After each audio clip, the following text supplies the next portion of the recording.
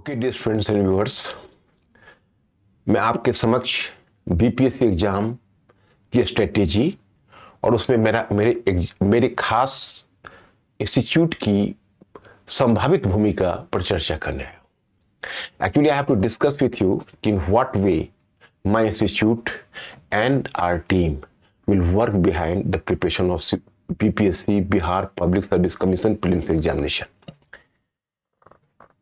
Today, this is the one of the most liked examination, not simply by the students of Bihar, but also of North India. आज की तारीख में ये केवल बिहार के students के लिए नहीं, पूरी उत्तर भारत के स्टूडेंट्स के लिए, नॉर्थ इंडियन स्टूडेंट्स के लिए एक मोस्ट लाइक्ड, यानी जिसको बच्चे बहुत पसंद करते हैं, वैसी एग्जाम में इसकी गिनती होने लगी है. कारण क्या है? Two causes. First, session has become in time. पहले बीपीएससी का सेशन काफी डिलेड होता था, बच्चे उब जाते थे, कई बार 3-4 इयर्स तक उसको वेटिंग करना पड़ता था. मुझे याद है, मुझे तो इसका एक्सपीरियंस नहीं, लेकिन जैसा कि बहुत सारे लोग बताते हैं कि बहुत पहले कई बार 3-4 इयर्स में इनका इसका पेपर होता था, एग्जाम होता था. तो अब तो ये इन टाइम सेशन हो गया, सबसे सुखद बात है. उससे भी बड़ी सुखद बात है, the most interesting thing is कि today the number of vacancy is too large. इतनी अच्छी संख्या में सीटें निकलती है कि देखकर दिल खुश हो जाता है. और इसमें ज्यादा से ज्यादा संख्या में अब बच्चों को बिहार पब्लिक सर्विस कमीशन अपने एग्जाम के रिजल्ट में एब्जॉर्ब कर रहा है. आज बिहार के अनएम्प्लॉयमेंट दूर करने में इसकी भी छोटी सी भूमिका है, और अच्छे पद मिलते हैं, अच्छी प्रेस्टीज मिलता है. तो चलिए, तो अब मुद्दा यह है कि इसमें सक्सेसफुल होना है. 3 स्टेज का एग्जाम होता है, जैसा कि सारे पीसीएस और सिविल सर्विस एग्जामिनेशन होते हैं. यूपीएससी एग्जामिनेशन और पीसीएस एग्जाम की तरह बस 3 स्टेज के एग्जाम होता है. You find out the 3 stages. पहला स्टेज जिसको आप प्रीलिम्स एग्जामिनेशन कहते हैं, सेकेंड जो स्टेज है वो mains examination, and third stage interview. तो प्रीलिम्स में अगर आप देखें तो just first of all you have to discuss about the pre examination. तो here you come to know कि exam duration is 2 hours, total 150 questions, 150 questions होते हैं. और सारे क्वेश्चन में अब नेगेटिव मार्किंग भी इन्होंने इंट्रोड्यूस कर दिया है. तो जितने भी सवाल हैं सब एमसीक्यू हैं, ऑब्जेक्टिव टाइप है, मल्टीपल चॉइस क्वेश्चंस हैं. और अगर आपके नेगेटिव मार्क यानी आप गलत करते हो तो आपको 1/3 मार्क्स कटते हैं. There is the deduction of 1/3 marks. तो चलिए ले देकर एग्जाम का पैटर्न तो यूपीएससी की तरह है, केवल एक फर्क आपको नजर आएगा कि इसमें आपको एक ही पेपर देना होगा. कोई बात नहीं, जनरल स्टडीज का पेपर यही डिसिसिव है. यूपीएससी में सीसेट क्वालिफाइंग है, यहां आपको उसमें मगजमारी नहीं करनी पड़ेगी, बस आपको जीएस के 2 आवर्स के पेपर देने हैं. अब प्रीलिम्स वो गेट है, नालंदा यूनिवर्सिटी का गेट. कहते हैं कि नालंदा यूनिवर्सिटी ये हुआ करती थी, मैं पुराने नालंदा यूनिवर्सिटी की बात कर रहा हूं, उसके रिनोवेटेड नालंदा की बात नहीं, जो अभी सिंगापुर और साउथ ईस्ट एशियन कंट्रीज के कोलैबोरेशन से एक बिहार में एक अच्छी यूनिवर्सिटी के रूप में अब फिर इमर्ज करने वाली है और इमर्ज कर रही है. तो नालंदा यूनिवर्सिटी के बारे में प्रसिद्ध था कि उसके जो द्वारपाल होते थे, गेट कीपर होते थे, he used to ask 5 questions for those students who have come for admission in this particular university. And if you are just going to satisfy the questions of the gatekeeper, you will be given the entry. Otherwise, you will be returned from the gate itself. अगर द्वारपाल आपसे 5 questions पूछते हैं, अगर आप उन 5 questions का जवाब देते हैं तो आपको उसके अंदर एंट्री मिलती है. अगर आप 5 क्वेश्चंस का जवाब नहीं देते हैं तो आपको एंट्री नहीं मिलती है. यही है प्रीलिम्स एग्जामिनेशन. अगर अचीव हो गया तो मेंस में आपको फाइट करनी है. मेरिट लिस्ट आपको मेंस इंटरव्यू दोनों के मार्क्स जुड़ने से बनेंगे. लेकिन अगर प्रीलिम्स का पहला गेट नहीं टूटा, if you are not going to break the first gate, that is the prelims, you will not be allowed to make entry into the second examination, second phase of examination, and that is the decisive phase and the mains examination. जो मुख्य परीक्षा है वो निर्णायक होती है, लेकिन मुख्य परीक्षा में आपको एंट्री तभी मिलेगी जब आप प्रीलिम्स के गेट को पार कर जाएंगे। तो चलिए, मैं अभी या हमारी टीम अभी आपको प्रीलिम्स का कोर्स ही केवल प्रोवाइड कर रही है, फिर मेंस का कोर्स हम प्रोवाइड करेंगे यथासंभव, फिर आपको इंटरव्यू की सुविधा तो मैं अभी भी दे रहा हूं, आगे भी दूंगा। तो पहले चर्चा करते हैं प्रीलिम्स एग्जामिनेशन की। So come to the point of prelims examination. अब देखिए, सबसे पहले कहां देखें, क्वेश्चन पेपर को देखें। मुझे लगता है, मेरा अपना मानना है कि प्री एग्जामिनेशन का प्रिपरेशन के बारे में बाजार में काफी भ्रम है। there is you can say sufficient or enough confusion about the preparation of prelims examination. Some students believe that this examination is the fact based and rote learning is going to work here. अब देखिए, पहले हम आपको ये बताते हैं कि कुछ बच्चों में ये भारी भ्रम है कि प्रीलिम्स एग्जामिनेशन रूट लर्निंग से क्वालिफाई की जा सकती है। अब देखिए, इसकी वजह क्या है, इसके सिलेबस को आप देखिए।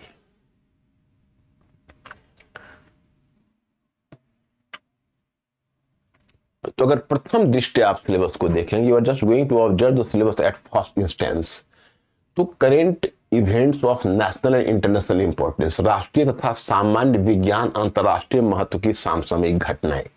अब जितने आपके करंट अफेयर्स उन्होंने एक लाइन में समेट दिया है, कितने भोलेपन से समेट दिया है। लगता है कि करंट में बस एक लाइन में आप पढ़िए, आपका करंट क्लियर है, लेकिन अगर आप इस एक लाइन को डिफाइन करेंगे तो गागर में सागर भरने वाली बात है। There is the whole ocean in it, क्योंकि करंट में आपको चारों तरफ नजर रखनी पड़ेगी। आपकी इकोनॉमी में भी करंट है, आपके पॉलिटी में भी करंट है, आपके जनरल स्टडीज में, साइंस टेक में भी आपका करंट है, उसमें बायोटेक्नोलॉजी से नैनो टेक्नोलॉजी तक हर जगह पर करंट है, और इसके अलावा नेशनल और इंटरनेशनल जो इवेंट्स है वो भी आपका करंट है। तो कहीं से भी क्वेश्चन आपको पूछ सकते हैं। भारत का इतिहास तथा बिहार के इतिहास की प्रमुख विशेषताएं, history of India and the salient features of the history of Bihar. मतलब अगर आप बीपीएससी के एग्जाम में जा रहे हैं तो आप इस बात के लिए प्रिपेयर्ड रहिए कि जितने भी आपके पेपर होंगे उसमें आप एक बिहार के अंश को निकाल दीजिए, क्योंकि that will B compulsorily, that part is compulsory for you. आपको बिहार का पेपर और बिहार का भाग देना ही देना है, apart from the Indian part. तो इतिहास में भी कहते हैं भारत के इतिहास तथा बिहार के इतिहास की प्रमुख विशेषताएं। अब in history emphasis will be on the broad general understanding of the subject in social, economic and political aspects. The candidates are expected to be familiar with the broad aspect of the history of Bihar. इतिहास के अंतर्गत विषय की सामाजिक, आर्थिक और राजनीतिक परिप्रेक्ष्य में विषय की सामान्य जानकारी पर विशेष ध्यान दिया जाएगा। परीक्षार्थियों से आशा की जाती है कि बिहार के इतिहास की मुख्य घटनाओं से परिचित होंगे। तो एक ब्रॉड आइडिया आपको हिस्ट्री का चाहिए, प्लस आपको बिहार का इतिहास जानना चाहिए, geography and geographical division of Bihar and its major river system. सामान्य भूगोल, बिहार के प्रमुख भौगोलिक प्रभाग तथा यहाँ की महत्वपूर्ण नदियां। In geography, emphasis will be on geography of India and Bihar. Questions on the geography of India and Bihar will relate to physical, social and economic geography of the country, including the main features of Indian agriculture and natural resources. भूगोल विषय में भारत तथा बिहार के भूगोल पर विशेष ध्यान दिया जाएगा तथा भारत तथा बिहार का भूगोल के अंतर्गत देश के सामाजिक तथा आर्थिक भूगोल से संबंधित प्रश्न होंगे, जिनमें भारतीय कृषि तथा प्राकृतिक साधनों की प्रमुख विशेषताएं सम्मिलित होंगी। मैं स्टूडेंट्स उसी तरह से सभी का सिलेबस है। नेशनल मूवमेंट, बिहार के मूवमेंट का सिलेबस है, पॉलिटी एंड कॉन्स्टिट्यूशन का सिलेबस है। उसमें थोड़ा सा क्लू आपको मिल जाता है कि जो जो शब्द उन्होंने क्लियरली दिया हुआ है उस पर विशेष रूप से तैयार रहना है। जैसे अब उन्होंने पंचायती राज दिया है, उस पर विशेष रूप से तैयार रहना है। जैसे उन्होंने you'll find here the question कि वो आपको राजनीतिक प्रणाली अंतर्गत देश की राजनीतिक प्रणाली, पंचायती राज, सामुदायिक विकास तथा भारतीय योजना एंड इकोनॉमिक प्लानिंग के बारे में पूछते हैं, तो उस पर भी आपको तैयार रहना है। और भारत का राष्ट्रीय आंदोलन था उसमें बिहार का योगदान। अब इंडिया का नेशनल मूवमेंट, उसमें बिहार का कंट्रीब्यूशन, वो आपका सिलेबस का अलग से पार्ट है। तो देखो, अब सिलेबस तो आपके पास है, मैं सिलेबस पर ज्यादा चर्चा करके आपको बोर नहीं करना चाहूंगा। मैं सिर्फ आपको यह बताना चाहूंगा कि if you are just going to observe the syllabus, तो मतलब केवल सिलेबस देखने से आपके काम नहीं चलेंगे। आप अगर ओवरऑल सिलेबस को देखते हैं तो सिलेबस को देखने से आपके काम नहीं चलेंगे। आपको नॉर्मली क्वेश्चन पेपर पर जाना होगा और कुल मिलाकर प्रीलिम्स के क्वेश्चन पर आपको नजर डालनी होगी, जिसको आप PYQ कहते हो। फिर आपको जाकर पता चलेगा कि आपके क्वेश्चंस की क्या। देखिए, अब जैसे देखिए, आप पहले हिस्ट्री का ही क्वेश्चन लेते हैं, तो आप क्वेश्चन पर नजर डालेंगे तो आप देखेंगे ये पहला क्वेश्चन है, मॉडर्न हिस्ट्री से है, जो सुभाष चंद्र बोस के बारे में पूछा है कि निम्नलिखित में कौन से कथन उनके बारे में सही है। अब ये बड़ा ही रैंडम एक स्टेटमेंट है, उस स्टेटमेंट से आपको क्या पता चलता है। अब देखिए दूसरा, ये देखिए ये चोला के बारे में और एंशिएंट हिस्ट्री में कुछ एक, जैसे Chola Gangam lake, appointment of Dharma Mahatma, assembly at Prayag, Sudarshan lake. मतलब they are going to ask you about the Chola Gangam lake, appointment of Dharma Dharma Mahamatra, assembly of Prayag, Sudarshan lake. ये एक तरफ है। दूसरी तरफ है चंद्रगुप्त मौर्य, हर्षवर्धन, राजेंद्र फर्स्ट, अशोका। अब ये कोड मिलाना है। तो कुल मिलाकर एंशिएंट हिस्ट्री में इन्होंने आपको आइडिया लिया है डिफरेंट किंग्स, और डिफरेंट किंग्स के टाइम में जो डिफरेंट इवेंट्स या अचीवमेंट्स हुआ है उससे क्वेश्चन है। उसी तरह से अगर इस क्वेश्चन को आप देखेंगे तो मिडिवल हिस्ट्री में 3-4 इंपॉर्टेंट मॉन्यूमेंट्स हैं, मतलब बहुत महत्वपूर्ण स्मारक हैं, और उनसे जुड़े हुए किंग और क्वीन के नाम है, इसमें कोड मिलाना है आपको। तो चलिए, मिडिवल भी उन्होंने समेट लिया हुआ है। उसके बाद अगर आप देखें तो हर्ष के समय में जो असम पर शासन हुआ है, उसमें असम का कॉन्टेम्पररी शासक कौन था, असम में हर्षवर्धन का, उस पर क्वेश्चन पूछा हुआ है। ये फिर चचनामा एक टेक्स्ट है जिसके बारे में 4 लेखकों का नाम पूछा हुआ है कि हु इज द ऑथर। फिर आप वहां से बढ़ेंगे तो फराजी मूवमेंट मॉडर्न हिस्ट्री में पूछा हुआ है, और उसके फाउंडर का नाम पूछा हुआ, उसमें 4 चॉइस दिया हुआ है। अब देखिए, अब हिस्ट्री से जब आप पॉलिटी में आते हैं तो आपका एक क्वेश्चन फाइनेंस कमीशन के जो क्वालिफिकेशन है, फाइनेंस कमीशन के मेंबर्स को कौन डिसाइड करता है, उसमें 4 चॉइसेस आपको दिया हुआ है। उसके बाद नेक्स्ट वन आपको दिया हुआ है कि what is the main purpose of Panchayati Raj. अब पंचायती राज व्यवस्था का मुख्य पर्पस क्या है, उस पर आपको क्वेश्चन पूछा हुआ है। तो उसी तरह से आपका एक क्वेश्चन जो आपका what is about the censure motion, जो निंदा प्रस्ताव है, उसके बारे में 4 चॉइस दिया हुआ है, उसमें से एक चॉइस करेक्ट है, बाकी 3 गलत है, और आपको सिलेक्ट करना है। अब इसी तरह से what is the object of cut motion in parliament, संसद में कटौती प्रस्ताव का क्या उद्देश्य है। तो मैं आपको ये बताना चाहता हूं कि आप पॉलिटी से बढ़ेंगे तो इसी तरह से एक क्वेश्चन है जो थोड़ा सा फैक्चुअल लगता है कि आपको वो क्वेश्चन पूछ रहे हैं कि जो मंत्रिपरिषद की संख्या को किस संवैधानिक संशोधन द्वारा लोकसभा सदस्यों की संख्या का मात्र 15% तय किया गया। अब देखिए, ये बहुत अपने आप में आपको फैक्चुअल क्वेश्चन लगता है। अब उसके बाद संविधान की 10वीं अनुसूची के संबंध विषय को छोड़कर अन्य किसी आधार पर राज्य विधानसभा से अयोग्यता का निर्णय कौन करता। Who decide the disqualification of members of the state legislative assembly for matters other than those in the 10th schedule of the constitution. मैं स्टूडेंट्स, हम आपको ये बताना चाहते, इसी तरह हिस्ट्री में आपको ज्योग्राफी में वहां से अलकनंदा भगीरथी के ऊपर है। हम कुल मिलाकर आपको बताना चाहते हैं, क्वेश्चन बैंक में आपको ये सब क्वेश्चन दिखने लगेंगे। हम विशेष रूप से देखिए, इकोनॉमी में यहां तक क्वेश्चन पूछा है कि 2012-22-23 में आपका जो टोटल ग्रॉस वैल्यू एडेड था वो इंक्रीज होकर कितना हुआ, उसमें 35.1% टू 38.2% से लेकर 30.3% से 30.6% तक है।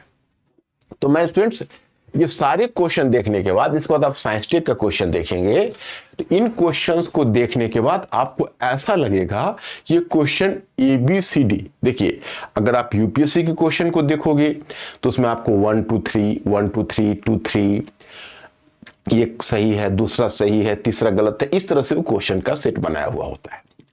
और जब आप बीपीएससी के क्वेश्चन को देखेंगे तो इसका the nature of the question is going to be the quite different. A B C D यही पूछ रहे हैं, कहीं भी हमने 1-2 नहीं देखा एक भी क्वेश्चन में। हमने जितने भी सेगमेंट्स इसको खोले हैं उन सारे सेगमेंट्स में जो क्वेश्चंस है वह ए बी सी डी के फॉर्म में दिया हुआ है। तो मैं स्टूडेंट्स अब मैं एक चीज जो आपसे अब डिस्कस करने वाला हूं, अभी तक तो मैं आपको एग्जाम्पल बता रहा था। कट ऑफ देखेंगे तो कोई एरिया से ऐसा भी है जैसे हिस्ट्री से 35 क्वेश्चन, अगर बिहार वाले अंश को भी आप लेंगे, उसके मॉडर्न हिस्ट्री को तो है, उसी तरह से साइंस टेक्स्ट से बहुत ज्यादा क्वेश्चन है। कुछ ऐसा है पॉलिटी से जैसे 12 क्वेश्चंस है। तो सबका अपना एक कट ऑफ है, एक एक क्वेश्चन का इंपॉर्टेंस है। टोटल 150 क्वेश्चंस है, तो प्रचुर मात्रा में क्वेश्चन है, प्रचुर संख्या में क्वेश्चन है, सॉरी, मतलब you will find here the question of the substantial number of from the every section. कुछ सेक्शन से ज्यादा है, जैसे हिस्ट्री वाले सेक्शन से ज्यादा है, साइंस टेक वाले सेक्शन से ज्यादा है, तो इकोनॉमी और करंट वगैरह मिला के भी ठीक ठाक सेक्शन बन जाते हैं इनके। तो मैं आपसे ये जानना चाहता हूं कि ठीक है, क्वेश्चन तो हमें इंफॉर्मेशन बेस्ड लगता है, लेकिन तैयारी कैसे करें? फिर you people will think over the one important question कि there are so many institute from Delhi to Patna which is giving the guideline to prelims examination, then why should you people have to join study for prelims preparation? बहुत ही valid question है कि भाई पटना, दिल्ली से लेकर पटना तक जब इतने सारे इंस्टीट्यूट जब प्रीलिम्स का प्रिपरेशन कराने के लिए अब तैयार हैं या तैयारी करवाते हैं, तो स्टडी का ही चयन क्यों किया जाए? तो मैं स्टूडेंट्स इसलिए कि मेरा विजन प्रिपरेशन का मेंस एग्जामिनेशन हो या प्रीलिम्स एग्जामिनेशन हो, उसमें अलग है। और मैंने अपनी टीम को अपने ही विजन पर तैयारी करने का जिम्मा दिया है और तैयारी करने के लिए तैयार किया है। जैसे देखिए, क्वेश्चन आपको जो इंफॉर्मेशन बेस्ड लगते हैं आप खुद सोचिए, आप एक समझदार हैं, आप ग्रेजुएट हैं, आप सिविल सर्विसेज की तैयारी करते हैं, मैं आप ही को जज बनाता हूं और एक सवाल सिर्फ आपसे करता हूं कि चलिए क्वेश्चन तो बिल्कुल से इंफॉर्मेशन बेस्ड है, लेकिन क्या हम इंफॉर्मेशन बेस्ड अगर पढ़ेंगे तो हम कैसे पकड़ पाएंगे? ये तो गैम्बलिंग हो जाएगी ना, जुआ हो जाएगा। जैसे हम अगर 1 लाख फैक्ट्स भी अगर पढ़ें तो हम इस बात पर क्या एश्योर हो सकते हैं कि 150 क्वेश्चंस है उसमें 50 क्वेश्चंस भी उसमें हो? नहीं। क्वेश्चन भले ही इंफॉर्मेशन बेस्ड लगे, उस इंफॉर्मेशन के पीछे भी एक लॉजिक होता है। You people have to find out some logic behind the nature of the questions which appears to be information based और इवन फैक्चुअल। उन्होंने अगर मान लीजिए किंग्स की एक पूरी सूची बनाई, मॉन्यूमेंट्स की सूची बनाई और फिर हमें कोड मिलाने के लिए कहा, तो हम अगर किंग टू किंग अगर रटने की कोशिश करेंगे तो कितने किंग्स का नाम याद रखेंगे? अगर पॉलिटी में आप चले, पॉलिटी में अगर आप सपोज करिए अगर अमेंडमेंट को आप याद करने चले, तो एक स्टूडेंट की या किसी भी व्यक्ति की जो स्मरण करने की क्षमता होती है, जो कैपेसिटी होती है to learn, what is the capacity, उसको कितना हम लर्न कर सकते हैं, ये बहुत मुख्य पॉइंट है। तो हम प्रीलिम्स में एक तरीका इजाद किया था मैंने, और वही मैं बताना चाहता हूं, और वही मैं अपने टीम और टीचर को भी अपने निर्देशन में दिया है। वो तरीका क्या है? That is very important for us. वो तरीका ये है कि हमने उनको तरीका ये बताया, या हम खुद इस तरीके का पालन करेंगे कि हम हर सब्जेक्ट का स्ट्रक्चर बनाएंगे। जैसे मान लीजिए हिस्ट्री है, तो इतिहास या हिस्ट्री का अगर हम स्ट्रक्चर बनाते हैं, तो अगर मान लीजिए एंशिएंट हिस्ट्री है, प्राचीन भारत ही, प्राचीन भारत पहले लेते हैं, तो प्राचीन भारत में हमारा सीधा सा फॉर्मूला है, मुख्य परीक्षा हो या प्रीलिम्स एग्जामिनेशन हो, हमें पहले उसको डिवाइड कर देना है राजनीतिक,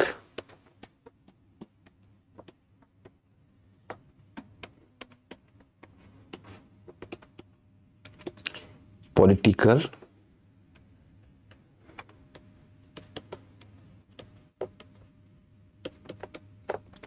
इकोनॉमिक, आर्थिक, सोशल,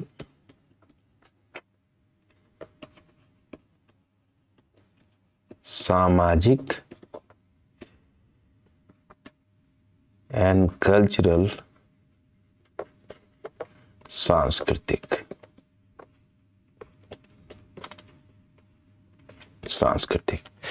अब देखिए ये आपका बन गया। तो अब बनने के पीछे यहां से आप इसको लेते हैं। देखिए देखिए जैसे आप बैटिंग करते हो तो कई बार क्या होता है कि एक बॉलर है, एक फील्डर है, एक विकेट कीपर है, वो भी कई बार सेंचुरी लगा देते, but he is not a classical batsman. तो प्रीलिम्स के प्रिपरेशन में चाहे क्वेश्चन इंफॉर्मेशन बेस्ड लगे या कुछ भी लगे, परंतु उसके प्रिपरेशन का एक साइंटिफिक बेसिस होना चाहिए, जो लोग नहीं करते हैं। जैसे पटना से दिल्ली तक के संस्थान आप देखेंगे तो प्रीलिम्स में आपको इंफॉर्मेशन बताएंगे, इंफॉर्मेशन बेस्ड बताएंगे, आप ये पढ़ लीजिए, इस साइड से पढ़ लीजिए, चलिए इकोनॉमिक प्लानिंग पर पढ़ लीजिए, फर्स्ट प्लानिंग में ये थी, सेकेंड प्लानिंग में ये थी, लेकिन वो इफेक्ट पैदा नहीं हो पाता है। तो अब सवाल ये उठता है कि इसमें हम करें तो कैसे करें। तो हमने कहा कि जैसे मैंने बांटा, तो इसको पॉलिटिकल को भी मैंने दो पार्ट में बांट दिया। एक मैंने बांट दिया जैसे राज्य, राजवंश, राज्य, साम्राज्य, राजवंश और शासक, state, empire, dynasty and the king. So that is the one part. And I'll just suggest you to start, suppose you have started from Vedic period, so you have to cross Vedic period, Buddha age, Maurya period, post Maurya period, Gupta period, post Gupta period, early medieval age। मतलब आप अगर वैदिक काल से आपने शुरू किया तो स्टार्टिंग फ्रॉम वैदिक काल, वैदिक पीरियड, बुद्धा एज, बुद्ध काल में आइए, फिर मौर्य काल, फिर मौर्योत्तर काल, गुप्त काल, गुप्तोत्तर काल और पूर्व मध्य काल तक। हम पूर्व मध्य काल तक को एक साथ लेना पसंद करते हैं, क्योंकि जो पूर्व मध्य काल है वो एक ऐसा काल है जिसमें पूर्व मध्य काल को हमने जानबूझ कर रखा है, क्योंकि पूर्व मध्य काल में जो भी चेंज आप देखते हैं वो सब चेंज पीछे से जुड़े हुए हैं। मतलब whatever changes you have observed in early medieval age, so these changes are having the link to the from Vedic period to post Gupta period। मतलब वही चेंज की प्रक्रिया में आता है। अब देखो कितना आसान सा काम हो गया, एक एक किंग का अचीवमेंट हम देखते हुए चले जाएंगे और हमारे दिमाग में पूरा सेट होता हुआ, मतलब हम हिस्ट्री को रटने के ख्याल से नहीं पढ़े, हम उसको एक इवोल्यूशन के ख्याल से पढ़े कि देखो this was the how the what was the political extension of the Rigvedic Aryans starting from their later Vedic period, then in Buddha age 16 mahajanapadas, 16 महाजनपद कहाँ कहाँ है, कैपिटल ये वो, क्योंकि आपको कैपिटल ही कल कोड मिलाने के लिए दे दे, हम कैसे अनुमान करेंगे कि वो क्या पूछने जा रहे हैं, वहां से लेते हुए चले आए। अब हर चीज में हम लोगों को क्या करना है, जैसे एंशिएंट पीरियड है तो अब इसमें बीपीएससी में एक काम और भी करेंगे, जैसे पॉलिटिकल हिस्ट्री है तो उसमें एक उसका खंड दे देंगे पार्ट बिहार, हर युग में इसमें भी एक बिहार अलग कर देंगे। मतलब जैसे अब मान लीजिए हम वैदिक पीरियड है तो वैदिक पीरियड में हम बिहार का ट्रेस नहीं कर सकते, लेकिन बुद्धा पीरियड है बिहार का ट्रेस कर लिया। अब बुद्धा पीरियड में जिस समय मगध महाजनपद आया हम कॉन्शस हो गए, मगध महाजनपद के डायनेस्टीज के प्रति कॉन्शस हो गए, बिहार के रीजन के प्रति कॉन्शस हो गए। मौर्य में आए तो उसका भी पाटलिपुत्र कैपिटल है, वहां पर कॉन्शस हो गए। पोस्ट मौर्य में आए तो पोस्ट मौर्य में शुंग है और है उसके अंतर्गत था पाटलिपुत्रा और कन्व है। फिर उसके बाद जब हम आए गुप्ता पीरियड में तो गुप्ता पीरियड में भी बिहार गुप्ता के अधीन था। तो उस समय की स्पेसिफिसिटी देखते हैं कि चलो भाई आज भी आप देखिएगा तो बिहार में वहां पर तो मौर्य की बहुत ज्यादा झलक मिलती है, गुप्ता का तो सेंट्रल इंडिया में ज्यादा पैठ थी, लेकिन बिहार भी गुप्ता एम्पायर के अंतर्गत था। तो गुप्ता से फिर हर्षा में आए तो वहां पर बिहार में माधव गुप्ता द फर्स्ट है जो हर्षा का कॉन्टेम्पररी है हर्षवर्धन का। तो we have reached up to this point. इस तरह से करके हम सारे डायनेस्टीज और किंग को एक जगह रख दिया, उनके अचीवमेंट को एक बार समझ लिया, हमारे दिमाग में देखो पूरा इमेज बना हुआ है। अब कोई क्वेश्चन अगर हमसे इंफॉर्मेशन बेस्ड पूछता है तो हम उसको आसानी से पकड़ लेंगे, हमें रटना नहीं होगा, हम उसको कवर कर लेंगे। और दूसरा इसमें हमने दे दिया प्रशासन, एडमिनिस्ट्रेशन। तो प्रशासन दे दिया, तो कैसे प्रशासन में चेंज हो रहा है, वो भी वैदिक पीरियड से शुरू किया, और वैदिक पीरियड से शुरू करके तब हम चले आए अर्ली मेडिवल एज। उसमें प्रशासन में जो बिहार का एक्सक्लूसिवली जैसे डायनेस्टीज है, जैसे मौर्य है, तो उसके प्रशासन पर विशेष गौर किया। साथ साथ शुंगा प्रशासन है, गुप्ता प्रशासन है, तो उन सबको भी देखते हुए हम चले आए। अब चले आए हम इकोनॉमी के ऊपर। तो इकोनॉमी भी हम डायनेस्टी बाय डायनेस्टी आ रहे हैं। तो इकोनॉमी भी हमने उसको भी पार्ट में देखा है। एग्रीकल्चर यानी कृषि का क्या स्थिति है, then what is the condition of crafts and industry, craft industry की क्या स्थिति है, what is the condition of trade, व्यापार की क्या स्थिति है। फिर व्यापार से हम चले आए मुद्रा लेन देन यानी मॉनेटरी एक्सचेंज। मॉनेटरी एक्सचेंज से हम आ गए, we have come to the point of urbanisation. तो मॉनेटरी एक्सचेंज से लेकर अर्बनाइजेशन तक हम पहुंच गए। तो दैट इज द पॉइंट। ये हमारे लिए चीजें हुई। अब उसके बाद फिर इकोनॉमिक का जो एस्पेक्ट है वो हमारे लिए क्लियर हुआ। अब इकोनॉमिक से फिर हम आ गए सोशल।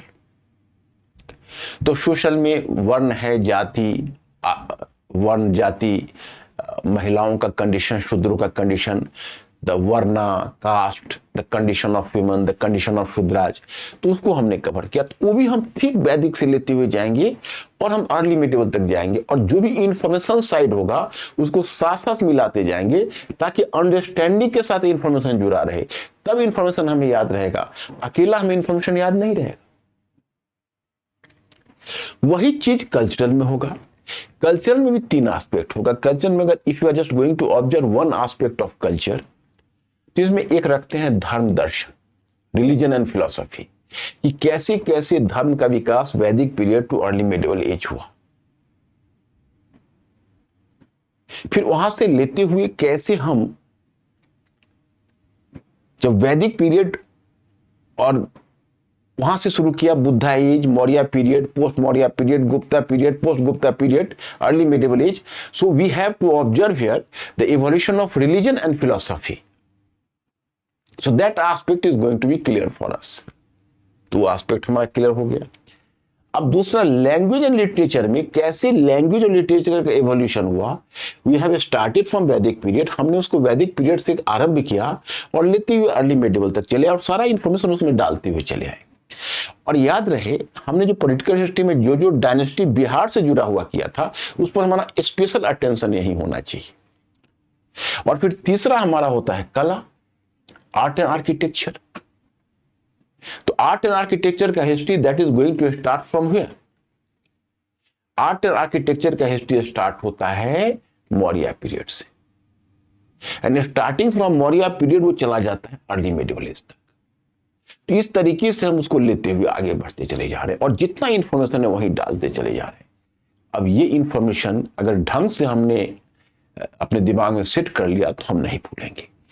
सल्तनत और मुगल पीरियड को भी इसी तरह डिवाइड किया, क्योंकि मेडिवल में भी देख रहे हैं ढेर सारे क्वेश्चंस हैं।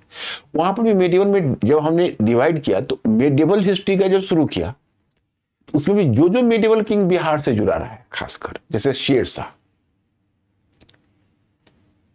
या ऐसे इस तरह के जो किंग्स हुए जो खासकर बिहार में, जैसे पाल डायनेस्टीज है बिहार में रूल किया अर्ली मेडिवल में, उस पर हम नजर रखेंगे। तो जिस तरह से हमने डायनेस्टीज को पढ़ना है उसी तरह से एडमिनिस्ट्रेशन को देखना है चेंज, उसी तरह से हमको इकोनॉमी में देखना है, उसी तरह से सोसाइटी में देखना है, उसी तरह से कल्चर में देखना है। तब मेडिवल इसी तरह से डिवाइड करके निकल लेंगे। And then you people have to pay attention to information as well as understanding. तो इंफॉर्मेशन और अंडरस्टैंडिंग का हम इतना अच्छा बैलेंस बना लेंगे कि दैट विल बी क्लियर। बहुत स्टूडेंट्स को कोई प्रॉब्लम नहीं होगा और सारी चीजें उनको ध्यान में आ जाएगी। तो हम अपने टीम को यही गाइडलाइन हमने दिया है कि सारे विषय में, अब ये तो हुआ हिस्ट्री का, मॉडर्न हिस्ट्री में उसी तरह से हम लिंक बनाएंगे और बिहार का हिस्ट्री मॉडर्न हिस्ट्री में कहां से शुरू होता है वहां से पकड़ लेंगे।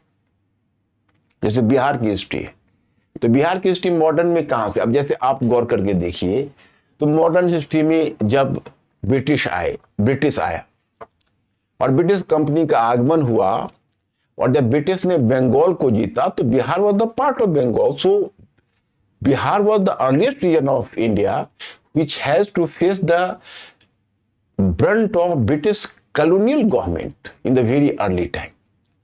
फिर जब ब्रिटिश के द्वारा, अब आप कहेंगे कि जब लॉर्ड कॉर्नवालिस जब परमानेंट सेटलमेंट स्टेब्लिश करेगा तो उसका भी खामियाजा बिहार को भुगतना पड़ेगा.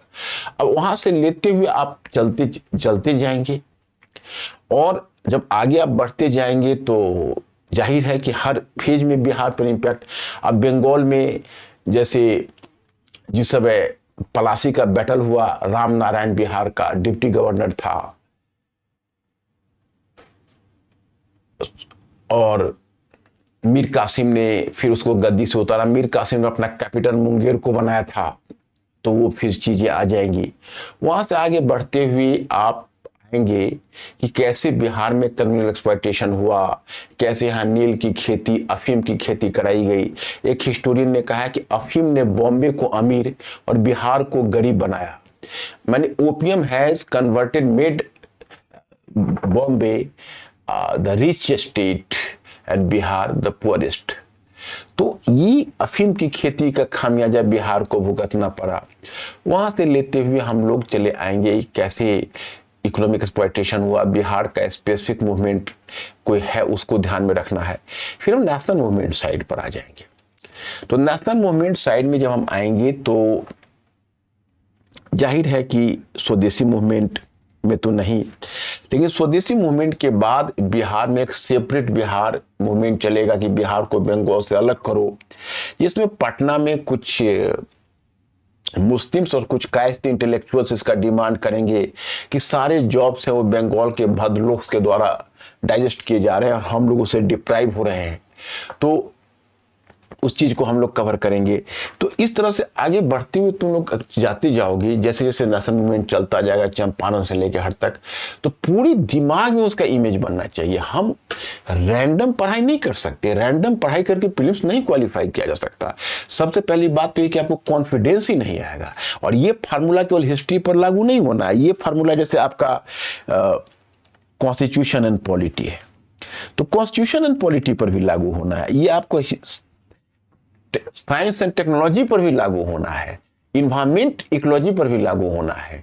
सारे रीजन, इन्वायरमेंट इकोलॉजी तो आपको स्पेशल नहीं पढ़ना है, लेकिन जैसे आपको साइंस टेक पढ़ना है तो आप उसको अगर आप पढ़ते हो तो थोड़ी सी बात आज की तारीख में, भले ही हमारे सिलेबस में जो भी हम इन्वायरमेंट टेक्नोलॉजी से बच नहीं सकते, उसके क्वेश्चन से बच नहीं सकते, वो साइंस टेक के साथ ही जुड़े हुए आपको मिल जाएंगे. तो जैसे कॉन्स्टिट्यूशन एंड पॉलिटी है तो अभी इससे जुड़े हुए जो इशू है, तो इसमें मान लीजिए आपका जो सिलेबस में दिया हुआ है वो चलिए प्रेम्बल से दिया हुआ है, आप कॉन्स्टिट्यूएंट असेंबली से पढ़ते हो, लेकिन मैं तो कहूंगा कि नहीं, पहले एक बच्चा को ये जानना चाहिए कि इंटरनेशनल स्केल पर, क्योंकि मॉडर्न कॉन्स्टिट्यूशनलिज्म, चाहे हम यह जरूर कहेंगे कि प्राचीन काल में चलो लेक्ष्मी गणतंत्र रहा, बिहार को मदर ऑफ रिपब्लिक भी कहा जाता है, वो सब आप जानिए, एंशिएंट हिस्ट्री के माध्यम से जानिए, सब कुछ जानिए, लेकिन यह भी जानिए कि जो मॉडर्न कॉन्स्टिट्यूशनलिज्म है that evolve and that develop from in Europe onwards you can say. तो पहले कैसे इसका अमेरिका इनलाइटनमेंट आया यूरोप में, वहाँ से कॉन्स्टिट्यूशनलिज्म की कैसे फीलिंग आई, फिर अमेरिकन रेवोल्यूशन हुआ, फिर ब्रिटेन का कॉन्स्टिट्यूशन इवॉल्व किया. तो इस सब के बारे में थोड़ा सा, बहुत ज़्यादा नहीं, लेकिन 2-3 कम से कम ऐसे आप इंटरनेशनल कॉन्स्टिट्यूशन को जान लीजिए, संक्षिप्त से जानकारी जो कि आपके कॉन्स्टिट्यूशन के नेचर को इम्पैक्ट किया है, हल्का सा. उसके बाद फिर वहां से आप आए तो कॉन्स्टिट्यूएंट असेंबली के फॉर्मेशन को थोड़ा जान लीजिए, उसके टोटल नंबर ऑफ मेंबर्स को जान लीजिए, उसके नेचर को जान लीजिए, प्रेसिडेंट का नाम, वाइस प्रेसिडेंट के नाम को जान लीजिए, कुछ ह्यूमन मेंबर्स तो उसको जान लीजिए, बिहार के कुछ अगर महत्वपूर्ण व्यक्तित्व जो कॉन्स्टिट्यूएंट असेंबली से जुड़े रहे उनके बारे में जान लीजिए. And then you are just moving further. और फिर तब अब आते हैं प्रेम्बल पर. तो प्रेम्बल के वर्डिंग कोड सबको समझिए, उसके बाद प्रेम्बल से जुड़ी हुई चीजें आगे. प्रेम्बल क्या है? तो आपके संविधान का लक्ष्य है. तो आपका जो प्रियम्बल है उसमें बहुत गहराई में नहीं जाना है यूपीएससी की तरह। आप प्रियम्बल में वर्डिंग को ही केवल इसमें समझ लीजिए, वही काफ़ी है। उसके बाद आप आगे आइए तो भाई ये हमारे संविधान का लक्ष्य है, लेकिन ये लक्ष्य निर्धारित करता है यूनियन ऑफ स्टेट्स, मतलब कि जिसको आप कहते हो राज्यों का यूनियन। तो आप अनुच्छेद 1 से 4 का जो प्रोविजन है वहीं से आपका संविधान शुरू होता है। उसमें कैसे स्टेट और यूनियन का रिलेशन है, कैसे यूनियन ऑफ स्टेट्स है और स्टेट्स कैसे बनता है, ये स्टेट्स का बनने और बदलने की प्रक्रिया यूनाइटेड स्टेट्स ऑफ जो अमेरिका है उसके स्टेट से अलग है। और 1 से 4 तक का जो प्रोविजन है उसको स्पष्ट समझ लीजिए। उसके बाद आज की तारीख में सिटीजनशिप भी आपके लिए बहुत इंपॉर्टेंट, और 5 से लेकर और आपका 11 आर्टिकल तक उसे जुड़ा हुआ है। इसके अलावा कुछ इंपॉर्टेंट अमेंडमेंट है, जैसे 1986 का आपका अमेंडमेंट है, फिर आपका 2003 का अमेंडमेंट है। तो वो सब आप जरूर जान लीजिए, क्योंकि आपको ABCD करके क्वेश्चन पूछ सकते हैं and we can not take chance here. उसके बाद फिर आप आते हैं तो आप तब आ जाते हैं फंडामेंटल राइट्स पर, यानी कि नागरिकों के अधिकारों पर, नागरिकों और गैर नागरिकों के अधिकारों पर। और 12 से 35 आर्टिकल तक आप जाते हैं तो बहुत फैक्चुअल नहीं, लेकिन हाँ आप उन सब के बारे में, सारे राइट्स के बारे में जरूर जानिए।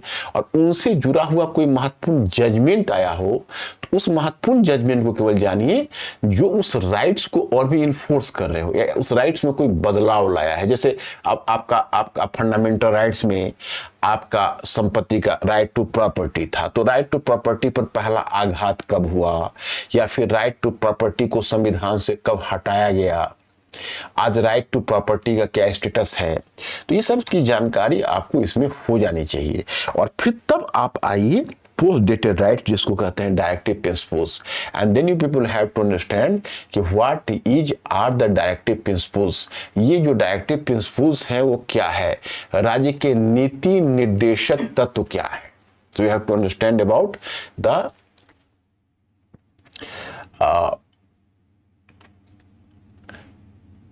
DPSP or Directive Principles of State Policy. So you have to make a study of DPSP. अब DPSP में आप you are just moving from Article 36 to 51, and then you have to make a study of fundamental duties as well along with this post dated rights like the active principles of state policy. इसमें जो महत्वपूर्ण provisions है उसको भी आप याद रखिए, क्योंकि बीपीएससी में भी कोई आश्चर्य की बात नहीं है, बल्कि मैं तो कहूँगा ये फंडामेंटल ड्यूटीज के भी प्रोविजंस को भी एक बार नज़र देख लीजिए, क्योंकि उसमें भी अगर कुछ पूछ दिया जाए तो कोई आश्चर्य की बात नहीं है। फिर वहाँ से फिर आप आगे बढ़ते हैं, तब आता है आपका एग्जीक्यूटिव, मतलब कि अब यहां से आपका संविधान, यहां तक तो केवल आपके लक्ष्य थे, आपके उद्देश्य थे। उसके बाद फिर तो अब उसके बाद आपके संविधान के ऑर्गन शुरू होते हैं। तो अब ऑर्गन्स में पहले आप कहते हैं आपका है सेंट्रल गवर्नमेंट, और सेंट्रल गवर्नमेंट के 3 ऑर्गन्स हैं इंपॉर्टेंट, कार्यपालिका, विधानमंडल और न्यायपालिका, यानी कार्यपालिका, संसद और न्यायपालिका। माने you have to write here executive, parliament and judiciary. अब एग्जीक्यूटिव में ही आप इसको सब पॉइंट्स कर लीजिए और इस एस्पेक्ट को देख लीजिए, कार्यपालिका में कहाँ प्रीलिम्स में क्वेश्चन, क्योंकि आप जानते हो कि उसके बहुत सारे एस्पेक्ट देखना पड़ेगा। प्रेसिडेंट के अपॉइंटमेंट देखने पड़ेंगे, राइट्स देखने पड़ेंगे, काउंसिल ऑफ मिनिस्टर्स का चयन कैसे होता है वो देखना पड़ेगा। एक आप एग्जीक्यूटिव्स में प्रेसिडेंट के बारे में पढ़ लीजिए, फिर आप काउंसिल ऑफ मिनिस्टर्स के बारे में पढ़ लीजिए, फिर प्रेसिडेंट और काउंसिल ऑफ मिनिस्टर्स के रिलेशंस के बारे में पढ़ लीजिए। फिर इसके बाद आपके जो काउंसिल ऑफ, जैसे आपका क्वेश्चन पूछा कि किस संविधान संशोधन में अब मंत्रिपरिषद की संख्या, मंत्रिपरिषद के सदस्यों की संख्या को कुल विधानमंडल के सदस्यों के 15% कर दिया गया। तो अब यहाँ पर समझने का आपको स्कोप हो जाएगा, क्योंकि आप अलग से कैसे पढ़ेंगे और आप एक ये तो आपके लिए पॉसिबल नहीं है कि आप सारे कॉन्स्टिट्यूशनल अमेंडमेंट को पढ़िए, और अगर आप पढ़ेंगे भी चाहे उस पर कितनी भी मगजमारी करेंगे, but you are not going to recall it. तो यही तरीका होता है कि बड़ा पिक्चर बनाइए, उस बड़े पिक्चर में इंफॉर्मेशन को डालिए। उसी तरह से आप लेजिस्लेटिव बॉडी है, जितने संसदीय समिति से लेकर जितने भी इंपॉर्टेंट एस्पेक्ट है, तो पार्लियामेंट को आप उतने भाग में बांटिए, उसके सेशन को, एंटी डिफेक्शन लॉ को, सबको यहीं पर आप समेट लीजिए, ताकि आपको कोई, जैसे आपसे क्वेश्चन पूछा कि अगर विधानमंडल में कोई सदस्य चुना जाता है और अगर वो संविधान की 10वीं सूची में के अंतर्गत नहीं है, अगर उसको डिस्क्वालीफाई करना है, तो मान लीजिए किसी ने अगर दल बदल किया एंटी डिफेक्शन लॉ के अंतर्गत, तो उसको तो स्पीकर देख लेगा, लेकिन अगर वो एंटी डिफेक्शन लॉ के अंतर्गत नहीं तो कौन देखेगा? तो here you have to make this point clear. तो मुझे लगता है कि लोग आपको फैक्चुअल जानकारी देंगे, हम इस तरह की फैक्चुअल जानकारी नहीं चाहेंगे। हम चाहेंगे कि बच्चों को एक बड़ा पिक्चर देकर फिर उसके साथ छोटा पिक्चर बनाया जाए। इसी तरह से एजुकेटिव हो गया, तब आपको हम ले आएंगे, तब हमारी टीम आपको ले आएगी राज्य पर। राज्य में भी उसी तरह से डिफरेंट ऑर्गन्स को रखकर उसके सब पार्ट को, उसके बाद तब आपको ले आया जाएगा सेंटर स्टेट रिलेशंस पर। और सेंटर स्टेट रिलेशंस में भी आप देखते हो एजुकेटिव रिलेशंस है, लेजिस्लेटिव रिलेशंस है और फाइनेंशियल रिलेशंस है। तो उन तीनों के नुआंसेस को आपको उसी में आपका 16 फाइनेंस कमीशन वगैरह जो भी चीजें होंगी उसकी रिपोर्ट, इससे पहले 15th की रिपोर्ट, इससे पहले 14th, 15th, 16th, ये 3 आपके लिए इंपॉर्टेंट है। तो ये तीनों एस्पेक्ट को यहाँ पर कर लिया जाएगा। Then you have to cover here the panchayati raj system. तो आप यहाँ पर पंचायती राज सिस्टम यानी लोकल सेल्फ गवर्नमेंट तब आपका निकाय हो जाएगा। उसके बाद संविधान के अलग बॉडी को हम अलग बनाएंगे कि उसको मतलब the additional bodies of the constitution. Additional body में आपको सीएजी से लेकर जितने भी आपके अटॉर्नी जनरल, जितने भी इंपॉर्टेंट इंस्टीट्यूशंस आते हैं उसको ले लेंगे। फिर ले लेंगे बेसिकली कि द वेलफेयर कमिटीज। अब उस कमिटीज में तब हम एक उसका अलग ग्रुप बनाएंगे जिसमें बैकवर्ड कमीशन, और इसके साथ साथ बिहार वाले एस्पेक्ट को, कॉन्स्टिट्यूशन पॉलिटी पढ़ेंगे तो बिहार वाले एस्पेक्ट को अलग से लेना पड़ेगा, और ये भी इसके साथ ही होगा। मतलब अलग से लेने का मतलब है कि हमारा we have to give more focus over the aspect of Bihar as well, कि कहां कहां बिहार का रोल रहा, बिहार से कौन से प्रेसिडेंट आए, बिहार से कौन से इंपॉर्टेंट मतलब कोई political constitutional point of view से बिहार से जुड़ी कौन सी घटनाएं हुई, कैसे प्रेसिडेंट रूल को बिहार में ही मुद्दा उठा था प्रेसिडेंट रूल का ही, और उसमें आप देखते हैं कि अंत में अगर अनुच्छेद 356 का दुरुपयोग रुका तो आर्टिकल 356 के दुरुपयोग में बिहार भी एक मुद्दा था। इन सबको ध्यान में रखकर एक बड़ा पिक्चर के अंदर छोटा पिक्चर करके चलेंगे। वही चीज हम इकोनॉमी में करने जा रहे हैं, वही चीज हम साइंस टेक में करने जा रहे हैं, वही हम सारे सब्जेक्ट में जहां तक संभव हो सके develop the integrated approach, and integration करने के साथ उसमें इंफॉर्मेशन डालना, और यही चीज आपको मेंस में काम आएगा। और मेंस में भी हमारी यही रणनीति होगी। हमारा नारा यह है कि सोशल साइंस कभी भी टॉपिक को अलग अलग करके नहीं पढ़िए, क्योंकि अलग अलग करके अगर आप पढ़ेंगे you are just taking the social science and the different topics in disjunctured manner, तो neither you will be able to face the situation in prelims और in mains. In both the examinations you will always find some difficulty.